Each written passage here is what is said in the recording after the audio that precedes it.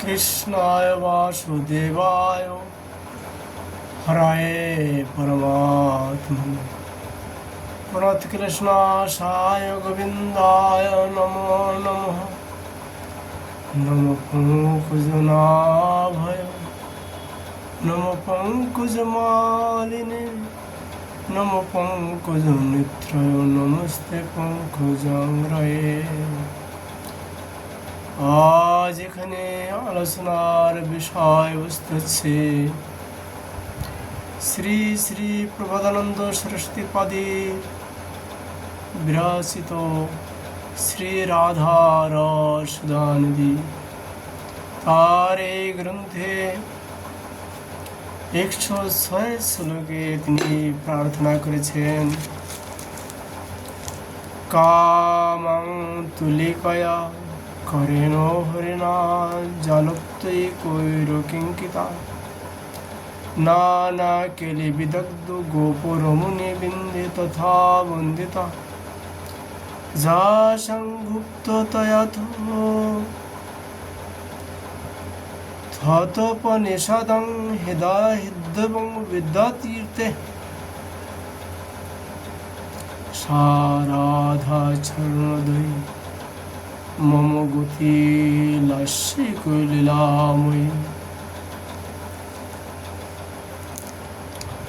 উপনিষদ সমূহের হৃদয়ে বিদ্যমান গুণবতী গোপাঙ্গনাগণ বন্দিতা শ্রীকৃষ্ণ কর্তৃক স্বহস্তে তুলিকা দ্বারা রুচিমত অলক্ত রাগে রঞ্জিত শ্রী ভানুনন্দিনীর পদকমল যুগল আমার একমাত্র আশ্রয় হোক, একমাত্র আমার গতি হোক।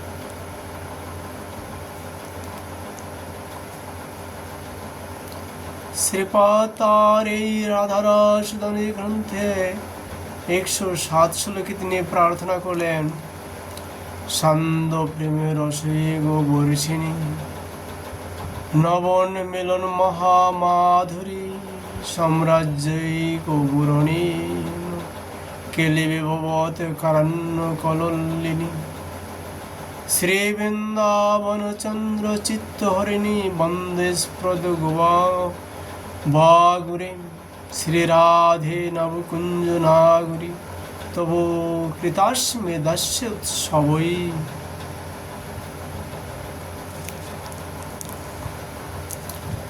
হে শ্রী রাধে, হে নবকুঞ্জ নাগরী নিবিশান্দ প্রেমরস প্রবাহিনী বর্ষিণী, হে নবন মিলিত মহামাধুরী সাম্রাজ্যের শিষ্ট বিলাস বিভাগযুক্ত কারণ্য কল্লোলিনী, হে কৃষ্ণচন্দ্রে চিত্ত কুরঙ্গ বন্দনার্থ প্রকাশ্য বাগুরা স্বরূপে তোমার দাস্যে আমি আত্মবিক্রয় করিয়েছি।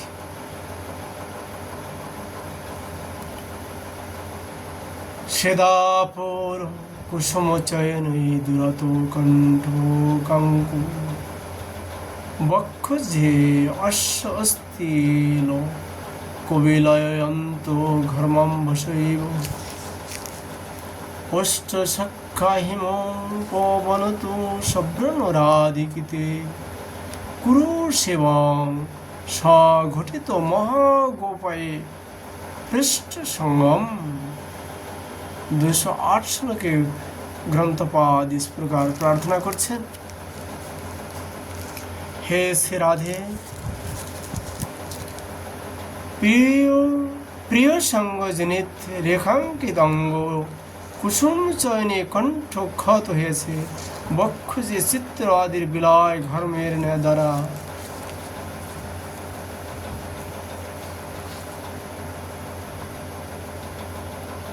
ঘর্মের দ্বারা হয়েছে এবং শীতল পবনে অঙ্গ কণ্ঠকিত হইতেছে বলিয়া বিপক্ষাগণের নিকট তোমার প্রিয় সঙ্গে গোপন করিব।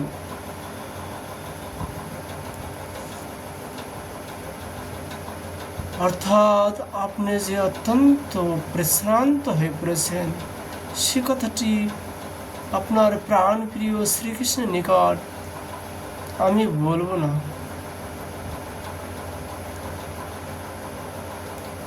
মঞ্জুরি ভাবে শ্রীপাদ লীলাগুলি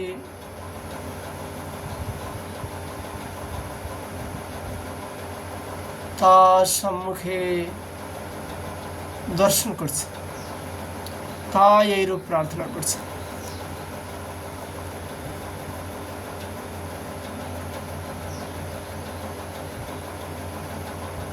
শ্রীপাদ এই রাধারস সুধানিধি গ্রন্থে 209 শ্লোকে তিনি আবার প্রার্থনা করলেন, পাতং পাতং পদকমলয় কৃষ্ণ ভিঙ্গিন তস্যা স্মরাস্যেন্দুর মুকলিত কুচদন্দ হেমারবিন্দম পীতাভক্তম্বুজমতিরাশান্নুন মন্ত প্রবিষ্ট মত্ত আবেশান্নখর শিখয়া পাট্যমানং কিমক্ষে।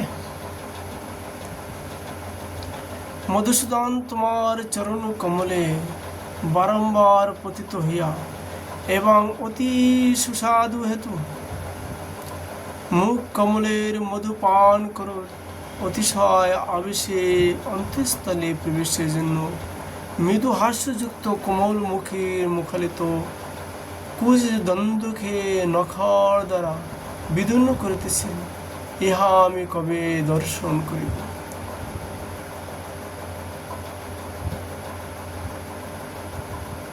আপনারা এই শ্লোক, এই স্তুতি শুনে ভ্রান্ত হবেন না, কারণ ব্রহ্মা যখন গোয়ালবাল এবং বাসরা হরণ করেছিলেন, ভগবান শ্রীকৃষ্ণ যতগুলো বাসরা ছিল, গাভীর বৎস ছিল, ততগুলোই তিনি বৎস হয়েছিলেন, রূপ ধারণ করেছিলেন, ততগুলোই তাদের সখাকে হরণ করেছে, ততগুলোই সখা তিনি, যতগুলি সখাকে ব্রহ্মাজি অপহরণ করেছিলেন, ততগুলি সখা রূপ ধারণ করে তাদের মায়ের নিকট 1 বছর যাবৎ অতিবাহিত করেছিলেন। এখানে সমাপ্ত নয়, তিনি যতগুলো সেই সখাদের হাতে লাঠি ছিল, সেই লাঠিগুলোই সেই রূপেই তিনি লাঠির রূপ ধারণ করেছিলেন। এখানে সমাপ্ত নয়, সমস্ত বস্ত্র আদি সেই রকমই ধারণ করেছেন, সিংহা বস্ত্র সমস্ত কিছু। এ শ্রীকৃষ্ণ, এ রাধাই সেই শ্রীকৃষ্ণ, এক আত্মা 2 দেহধরী, এই শ্রীকৃষ্ণই শ্রী রাধা। এ বিষয়ে কোনো সংশয় নাই। রাধার প্রকাট বিষয় তো পূর্বে আলোচনা অনেক করেছি, তাই সময় সময় পর মানুষের মনে কোনো উদ্বেগ হবার বা সন্দেহ হবার কোনো সংশয় হতে পারে, সাধারণ মনুষ্য তো।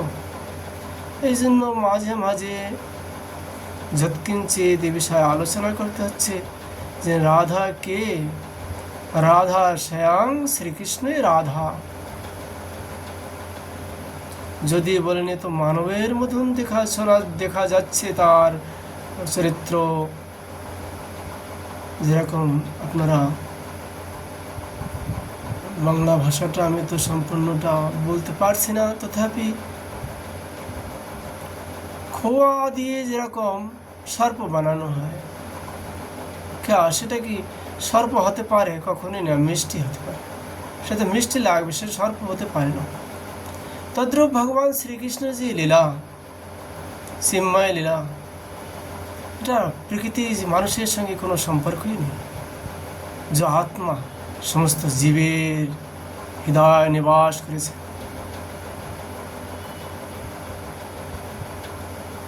যাই হোক, শ্রীপাদ তার এই রাধারস দানিধি গ্রন্থে 210 শ্লোকে আবার প্রার্থনা করলেন, অহতি অমি কুঞ্জস্তদনু পরমারাশস্থলমিদং গৃহে দ্রোণী শৈব স্মৃতিরতিরঙ্গে প্রণয়িনী ন বিক্ষেসি রাজাং হরি হরি কুতো পিতি শতধা বিদেশিত প্রাণেশ্বরী মম কদা হন্ত হৃদয়।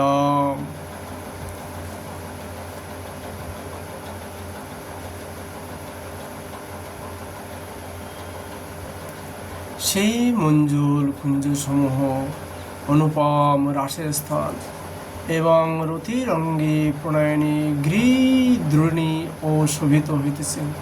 যদি আমি তোমার দর্শন কোথাও না পাই, তাহা হইলে আমার হৃদয় সততা বিদীর্ণ হইবে। শ্রীপাদ তার এই গ্রন্থে 111 নম্বর শ্লোকে বলছেন, ইহ বাভূত কুঞ্জে নবরতি কলা মোহনতনু রহত্র অন্যত্রত্য দ্বৈত সহিতা সারস নিধি।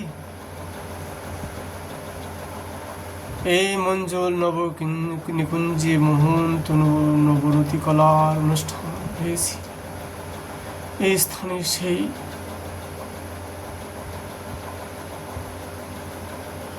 রসনিধি নিজ দৈতে সেই নৃত্য